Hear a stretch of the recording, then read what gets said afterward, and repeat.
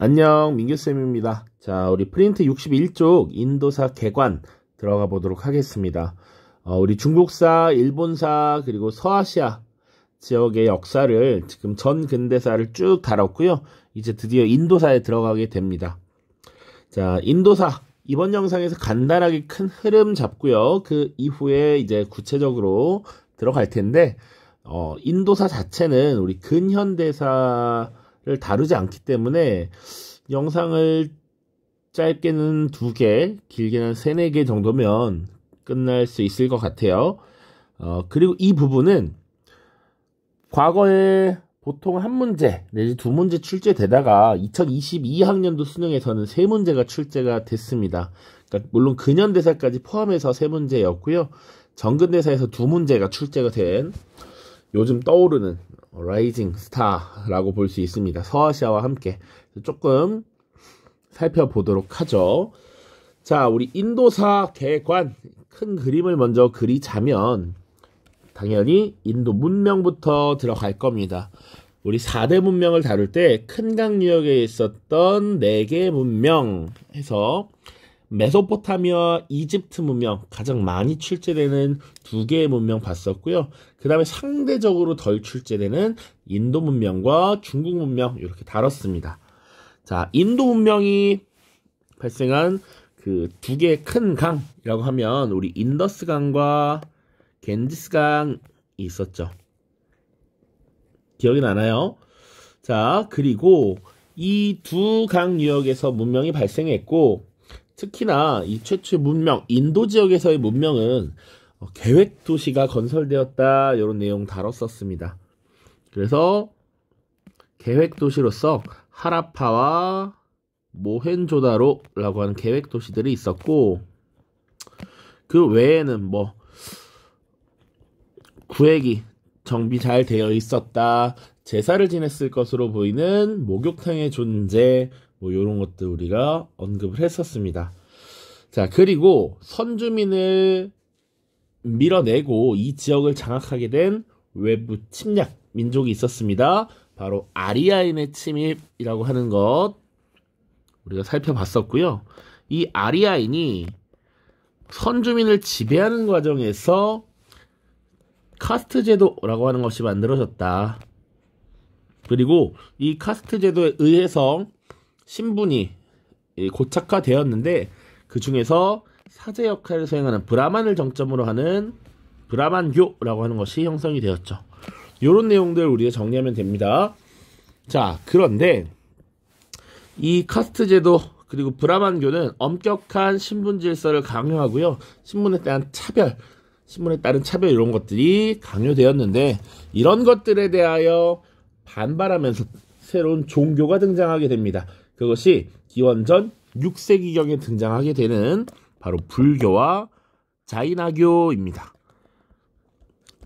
특히나 이 불교 같은 경우는 인도에서 만들어지고 동남아시아와 동아시아, 심지어 우리 한국에도 영향을 많이 미치게 되죠. 그거 기억하시면 되고요. 그러면 이런 종교가 어떤 특징을 갖는지, 어떻게 생겨났는지 그런 것들 살펴보면 되겠습니다.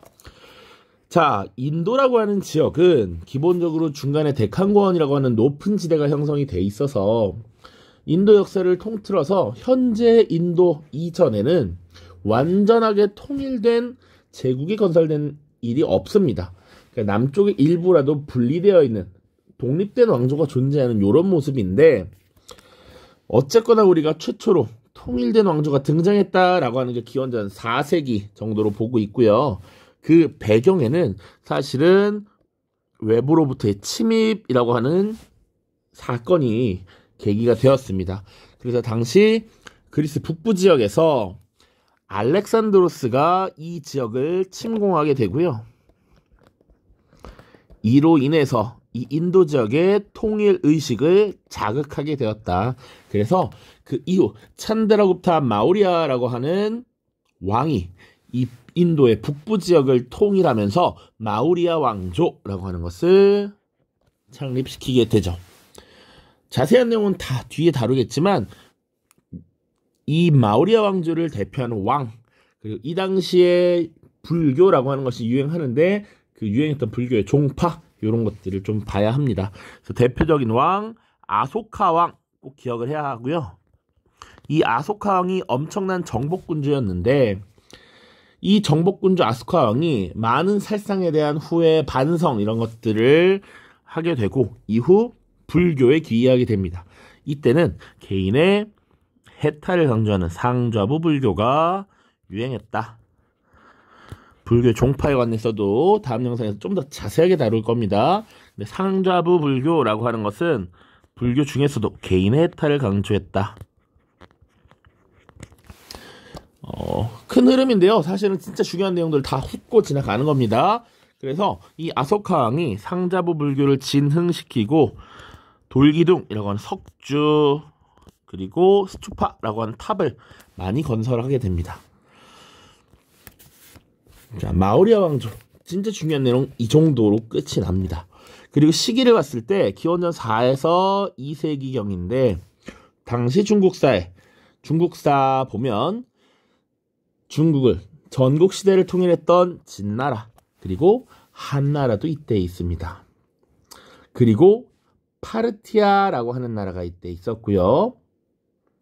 그리고 더 왼쪽으로 로마 지역으로 가면 이탈리아 지역에 로마 제국이 존재하고 있었다. 이렇게만 보면 됩니다. 그러면 이 인도라는 지역을 잘 봐야 해. 자, 인도는요. 대략 보면 인도는 이렇게 우리가 역삼각형으로 이렇게 되어 있는 거 알고 있죠? 이 오른쪽으로는 중국이 있고 이 왼쪽 위로는 서아시아 지역이 있습니다. 그러니까 여기도 나름의 교통의 요충지로서 동서교류의 중간 지점에 위치한다라는 것도 잊지 않으셔야 해. 자, 이후에 살짝 마우리아 왕조가 무너지고 나서 다시 분열 시기를 겪습니다. 그 분열 시기 이후 다시 한번 인도의 서북부 지역을 통일했던 것이 쿠샨 왕조라고 하는 국가입니다. 자, 이 쿠샨 왕조를 대표하는 왕 카니슈카 왕 기억을 해야 하고요. 그리고 이 당시에는 개인의 해탈을 강조했던 상좌부 불교가 아니라 큰 수레라고 해서 중생의 구제를 중시했던 대승불교라고 하는 것이 발달을 합니다. 자, 그리고 이때는 이제 헬레니즘의 영향을 받아서 간다라 양식이라고 하는 것도 발달을 해요. 그러니까 원래는 부처님을 불상으로 조각하는 것이 불경하다라고 여겼었는데 이 헬레니즘의 영향을 받아서 부처님의 모양을 인간처럼 조각을 새기기 시작해. 그러니까 이 그리스의 신들을 인간의 모양으로 조각을 하죠. 그런 것들의 영향을 받았다라고 보시면 되고요. 그리고 이 이후에 다시 중앙아시아 지역으로 동아시아 지역으로 영향을 주었다. 이 정도 기억하시면 되겠습니다. 자, 이후 시기에 사산왕조 페르시아의 침입으로 약간의 위기를 맞게 되고 다시 분열하게 됩니다. 쇠퇴하고요. 자, 그래서 이후에 다시 한번 분열의 시기를 겪다가 다시 북인도 지역을 통일하면서 등장한 것이 굽타 왕조입니다. 자, 찬데라 굽타 1세가 건국을 했고요. 그 뒤에 찬데라 굽타 2세 때 전성기를 맞이했다. 그런데 정치적 전개 우리가 크게 다루지 않고요. 나중에 쇠퇴 과정만 다룹니다. 어떻게 쇠퇴했느냐? 북방에 에프탈의 침입을 받아서 쇠퇴했다. 이런 내용 다룰 거고요. 이때가 굽타 왕조 시기가 인도의 고전 문화가 완성된 시기다. 인도 고전 문화의 완성기 혹은 황금기 이렇게 표현을 하는 시기입니다. 자, 그래서 인도를 대표하는 종교, 대표하는 다신교인 힌두교가 이때 정립이 되면서 크게 발전을 하게 되고요. 그리고 인도의 전통적인 언어라고 할 수 있는 산스크리트어가 공용어로 사용되면서 이 산스크리트 문학이 발달합니다. 그 작품들을 쭉 볼 거예요. 그리고 불교는 상대적으로 힌두교가 발전하면서 덜 발전하지만 그럼에도 불구하고 불교 사원이 건축되는 것도 이런 시기입니다. 그래서 이때 엘로라 석굴, 아잔타 석굴, 날란다 사원 이런 것들이 많이 건축이 되고 있다. 요게 굽타 왕조 시기다. 이렇게 보시면 되겠습니다. 자, 그리고 굽타 왕조가 무너진 뒤에 사실 다시 분열기를 겪어요. 이때 뭐 바르다나 왕조라는 것이 있는데 이건 뭐 크게 언급하지는 않고요. 그 이후 8세기가 되면 이슬람 세력이 새롭게 진출을 하게 됩니다. 이슬람 세력의 인도 진출이라고 하는 중요한 변화가 생겨납니다. 자, 8세기가 어떤 시기냐? 우리 이슬람이라고 하는 이슬람교가 생겨난 게 630년 정도잖아. 우리 배웠으니까 무함마드가 이슬람교를 창시한 게 630년 정도고요. 7세기지, 7세기. 그 이후 정통 칼리프 시대, 오마이야 왕조, 아바스 왕조 시기를 거친단 말이야. 그러니까 7세기는 서아시아 지역에서는 오마이야 왕조가 존속하다가 이것이 아바스 왕조로 바뀌는 이런 시기에 있습니다. 이 서아시아의 이슬람 제국이 가장 강력했을 때야. 그러다 보니 오마이야 왕조도 아바스 왕조도 서아시아 지역, 중앙아시아 지역뿐만 아니라 지금 여기 인더스강 유역까지 내려온다라는 것이죠. 여기가 이렇게 인더스강이니까 지금 서아시아 세력이 이슬람 세력이 이렇게까지 진출을 했다라는 겁니다. 그래서 이슬람 세력이 인도로 진출하게 되고요. 이 인도 지역에 이슬람 왕조가 등장을 해. 그것이 이제 가즈니 왕조, 그리고 그 뒤에 구루 왕조라고 하는 것들이 등장합니다. 근데 요 가즈니 왕조, 구루 왕조는 존재했다 정도로만 언급이 되고요. 뭐 디테일하게 다루지는 않습니다. 보통은 중앙아시아와 인도 북부 지역에 걸친 국가였다. 요 정도만 언급을 하는 편. 자, 그 뒤에 이제 아이바크라고 하는 용병이 델리라고 하는 지역의 수도를 지금 삼고요.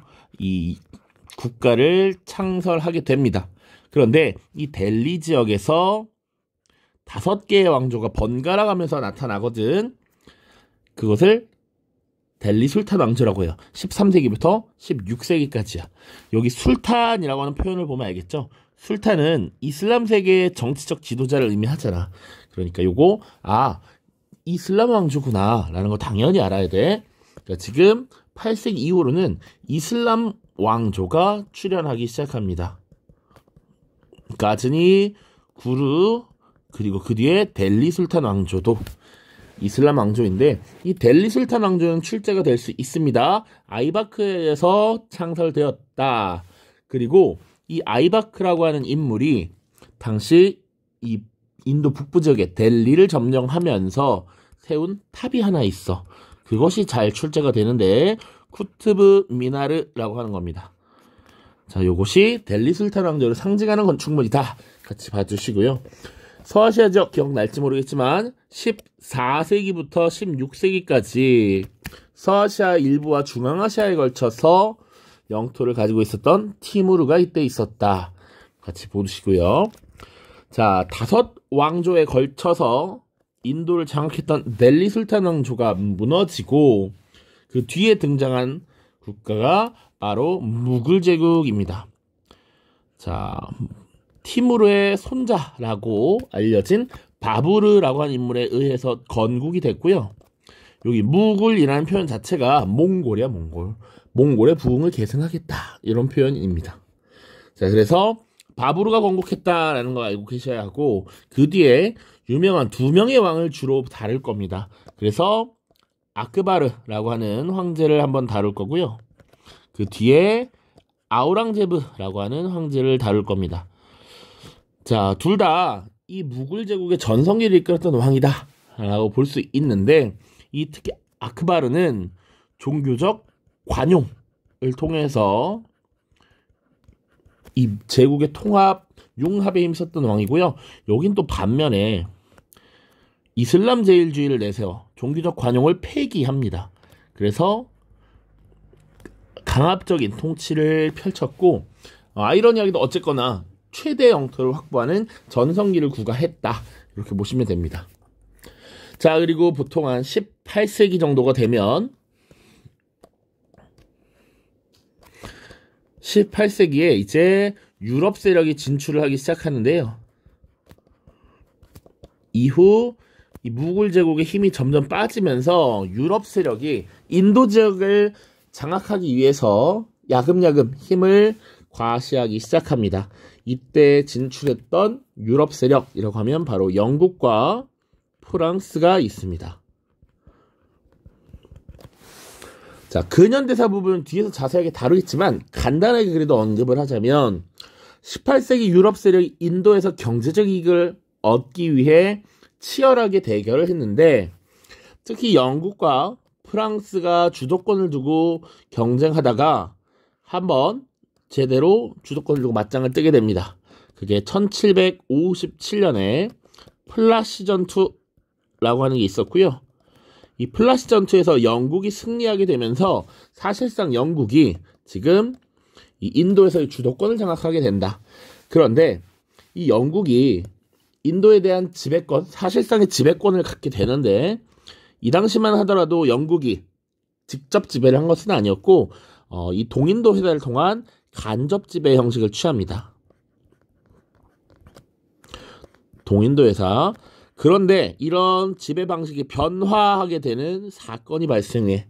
그것이 바로 1857년, 딱 100년 뒤인데 세포이의 항쟁이라고 하는 사건입니다. 여기 세포이라고 하는 것은 당시 동인도 회사에서 고용한 인도인 용병 노예라고 생각하시면 돼. 이 인도에는 무굴 제국에는 힌두 교도들도 있었고 이슬람 교도들도 같이 있습니다. 기본적으로 무굴 제국 자체는 이슬람 왕조인데 다양한 종교가 섞여 있어. 자, 그런데 이 세포이들이 사용하는 탄약 칩에 돼지와 소 기름을 발라서 이렇게 보관을 하는 이런 모습이 있었습니다. 그런데 힌두교도들은 소를 신성시해서 이슬람교는 돼지를 금기해서 그 기름이 종교적으로 맞지 않아. 그런데 영국인들이 그런 것들을 함으로써 반발을 일으켰고 세포이들에 의한 반발이 일어납니다. 그 이후에 이제 인도 통치 개선법이라고 하는 것이 나타나면서 영국의 인도 직접 지배가 나타난다라고 보시면 되겠습니다. 인도 통치 개선법. 그리고 이후에 1877년이 되면 영국 제국, 대영 제국이 인도를 병합함으로써 영국령 인도 제국이 탄생한다. 물론 이 중간에 이제 인도인 자체적인 민족 운동이 나타나기도 해요.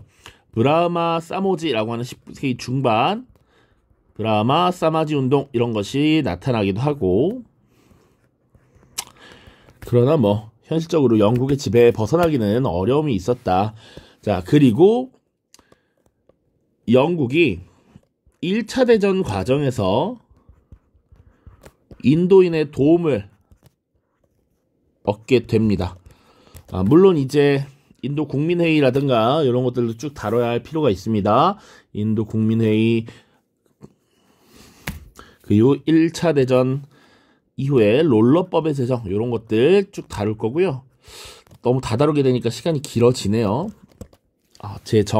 제동이 아니라 이런 것들이 문제가 되면서 인도인의 영국에 대한 반발이 커집니다. 이때 인도에서 등장한 인물 간디, 네루라고 하는 인물들이 있고요.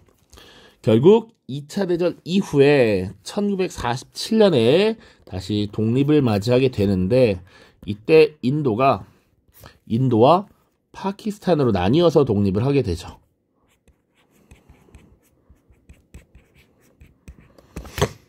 그래서 또 1947년 이후에 인도와 파키스탄의 갈등이 또 등장하기도 합니다.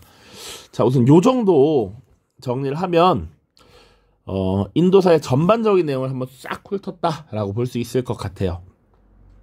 자, 다음 영상에서 이제 본격적인 내용을 정리할 겁니다. 불교와 자이나교의 성립, 그리고 마우리아 왕조와 쿠션 왕조, 구프타 왕조와 힌두교의 성립, 보통 이렇게 하나 보고요. 이후에 무굴 제국, 물론 그 이전에 이슬람 왕조의 등장까지 살펴보도록 하겠습니다. 모두 고생 많았습니다. 안녕.